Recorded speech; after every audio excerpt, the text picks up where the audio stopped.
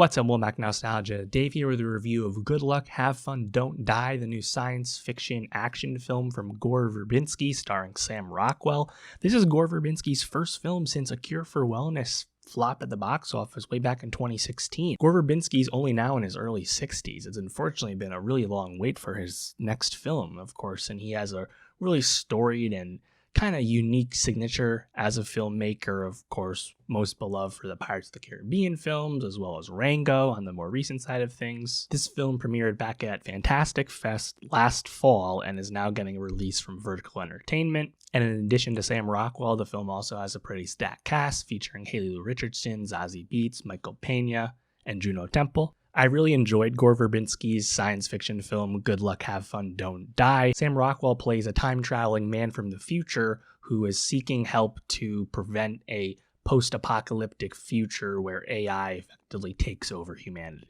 And Rockwell gives a really strong performance carrying this film that throws a lot of paint at the wall. This film is incredibly broad and in your face with its critiques of modern-day social media, the advent and rapid adoption of artificial intelligence. Subtlety is not on the mind with this movie. The film throws so much at you and has so many outlandish moments and set pieces and visuals that it's a real blast to watch and does get you thinking about these modern-day criticisms that it does have. Does it fully get there as a compelling critique of the parallels of society and real life? Not necessarily, but it's a really fun romp with a deep cast. But the film is original enough and committed enough to ultimately work pretty well nonetheless. Right off the bat, I love the premise where you have Sam Rockwell returning back to effectively modern times, where he stumbles into this Los Angeles diner equipped with this really out there outfit featuring a see-through trench coat and these various tubes and equipment, and he looks effectively like some kind of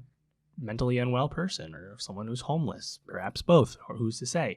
He's trying to get the attention of this random group of people at a diner, a full diner on a Friday night or whatever it is, and he needs people to join him on his quest to save the world, to prevent the development of artificial intelligence from going past the point of no return, basically. And like it's a classic action trope where we're up against the wall, time is ticking down, we have to complete the mission before it's too late, classic stuff.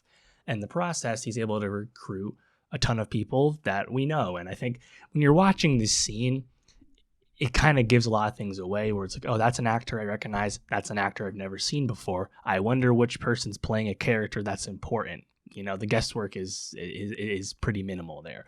But in the process, we have Haley Lu Richardson, Juno Temple, and then the pair of Michael Pena and Zazie Beetz. And structure-wise, there's a lot of narration from Sam Rockwell, and we also have these flashback scenes where we learn about how those characters got to that diner. So we're very much going back and forth in terms of our present and our past, learning about these characters in those flashbacks and moving slowly towards the progression to our actual goal as the plot actually progresses. And primarily through these flashbacks, the film is throwing a lot at us. We're learning about what's going on in this world, where it looks like modern times, but it's clearly some kind of aspect of the distant future, because on Juno Temple's side of things, we learn about how they're able to clone children who have been killed in school shootings. And while they physically will look exactly the same, their personalities are certainly not what they used to be. Michael Pena and Zazie Beetz play teachers who basically are powerless within the confines of the schools they work in, as students are hopelessly addicted to their phones and staring at their screens 100% of the time. Haley Lu Richardson plays someone who is literally allergic to electronics and Wi-Fi signals and thus can barely participate in society as a result. The film is throwing a lot of ideas at you, and a lot of it's really over the top, right? Like watching these students who cannot look up at their screens. We see vertical video scrolling, algorithmic feeds on full display. They're literally being hypnotized, right? Like a lot of this is really in your face. And do I agree with the extreme nature of its criticism of things like social media? Not necessarily, but I do agree with making artificial intelligence the boogeyman to end all boogeymans for sure. Ever since Terminator 2 Judgment Day came out, this has been a realistic and tried and true type of villain in a sci-fi story, and its proximity to real life nowadays only makes it more pressing and more compelling of a threat, honestly, when you're watching a movie. And as we learn more about this world, again, there's a lot of intricacy here. learning about the origins of Sam Rockwell's character and his family and what possessed him to get to this point in time and go back in time to try and stop things. There's a lot here. The movie has a lot of plot. It's a very long movie. It's almost 2.5 hours long. Could we have trimmed this down and edited this script just a little bit, perhaps? But it is really committed, and I think there are some cool set pieces here. I think tonally, I like the movie quite a bit. I think there's a lot of really great humor. Someone in the cast as well, who joins up on the mission, is the comedian Asim Chaudhry from the UK.